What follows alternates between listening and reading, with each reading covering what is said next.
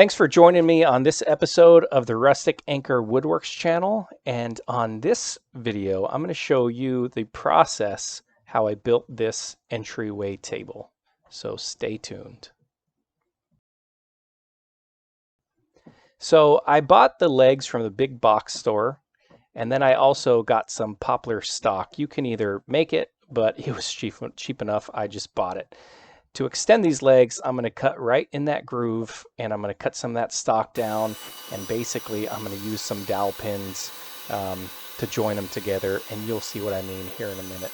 But here's me cutting down some of that stock on the table saw, and then running it through my benchtop planer.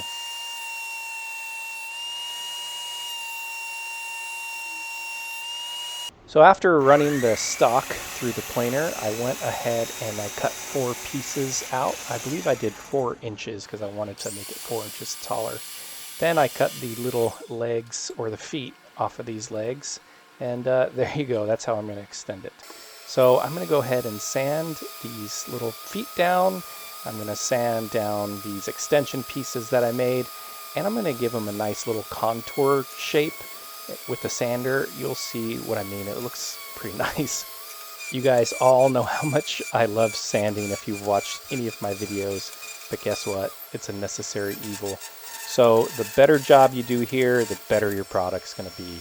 So sand and sand and sand. So that's how that leg is going to turn out. I'm grabbing those extension pieces, finding center on them, and then finding center on the feet. And I'm going to drill some holes to put the dowel pins in. I'll put the dowel pins in, glue everything together, make sure it's straight, and that'll call it good for those legs. To be honest with you guys, I probably should have broke out my drill press to drill all these holes so they would have been perfectly straight up and down. I mean, it worked, but it would have been a better method of doing it. So here I am just assembling these dowel pins and the legs, the feet, and the little extension pieces I made. And there you can kind of get a better picture of how I sanded and made these little contours in that extension piece to match the rest of it. Overall, they came out pretty nice. I was happy with it. But you see, I did have to shim them a little bit because they were a little wonky, but at the end of it came out nice and perfect. Here I am cutting out some poplar stock. This is going to be the both side pieces and the back piece of the entryway table. And then I'll also use poplar to cut out the front face frame. So here I am cutting out the front face frame. Oh, what a tongue twister. And just ripping down the sides and back to size.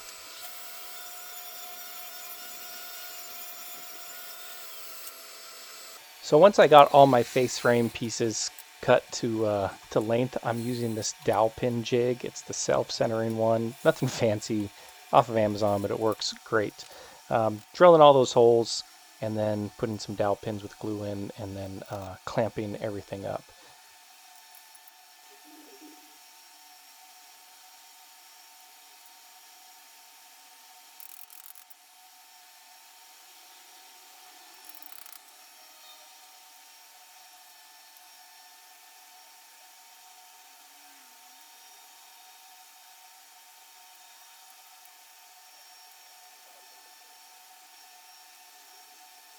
So after my frame was all dried, I set my table saw up with this little joining jig just to clean up the top and bottom, because I had a little bit of overhang, like a 1/16 of an inch, so I wanted to make it perfect and flat. Next, I sanded it all down, made it all nice and smooth. I really didn't have any high spots, and it was nice and straight. It wasn't warped or anything, so that's always great.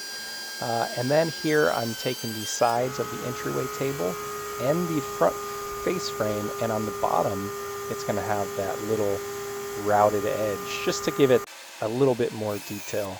So I'm assembling the front, back, and sides of this entryway table with pocket screws using pocket holes.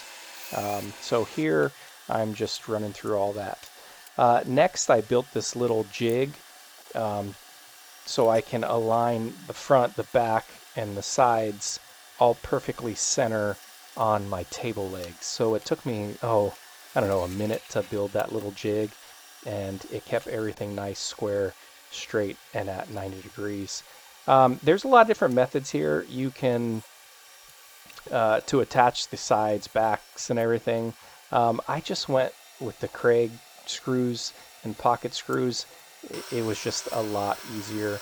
So here's the top. I'm using a project panel and I'm just ripping it down to proper size, and then I'm going to cut the edges down to proper length. So nothing too special, crazy going on here. So here I'm taking measurements for my drawer fronts and my drawers, so I know exactly how to build them. And with my drawer fronts, I'm taking them over to the router and I'm putting a nice design on them. Here I built a couple cleats or spacers so I can mount the drawer slides on. So you need something to mount them to, right? So having these just help me space everything out and get it correct. I also cut out a center support so I can mount the inner part of the drawer slides to something and give this whole entryway table some more rigidity. So here I am taking some 1/2-inch plywood and I'm ripping it down and then cutting it to length, and this is going to be my drawer pieces.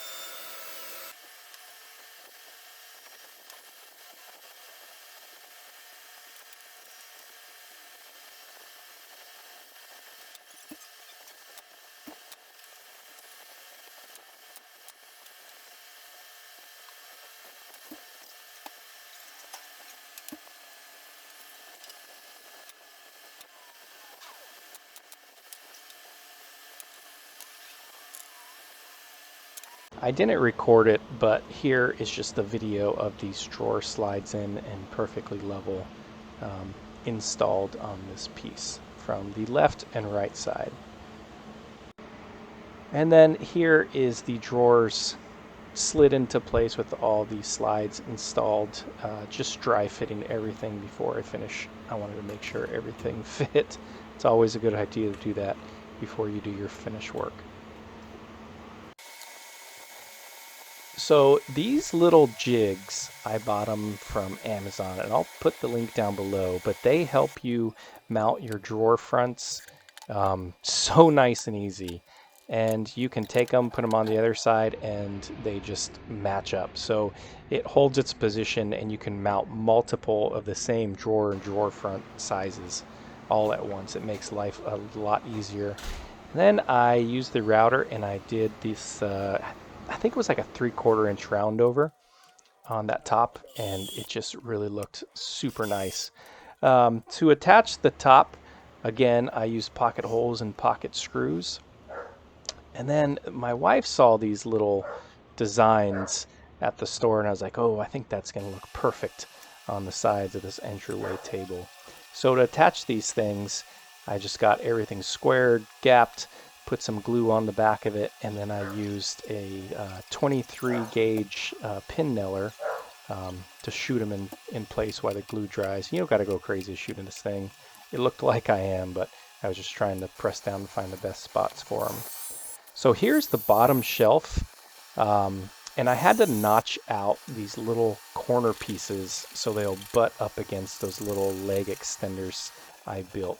And you'll see what I'm talking about here in a second. So I'm super gluing these little temporary wooden blocks on my table leg extensions, and they're going to help hold up my shelf at the proper height so I can permanently mount them. So after I get those little blocks in, you could see why those little notches on the shelf was important, because they butt up against the table extensions.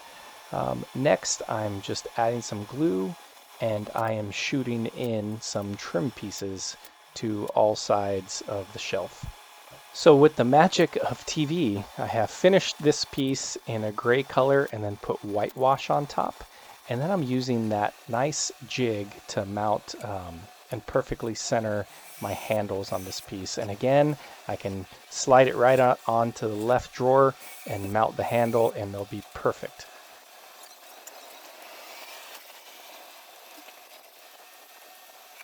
So after installing those handles, this project is complete. So I went ahead and I put it inside the house, and my wife staged it. and she fell in love with this thing. Like, she did not want to hand it over to the neighbors, and I don't blame her. I'm pretty proud of this thing. It's definitely unique. I actually love the color at first. I was like, I don't know, but I actually love it a lot. So I will shut up and I'll let you guys watch the rest of this in peace. But I do ask, if you like it, please hit that like and subscribe button.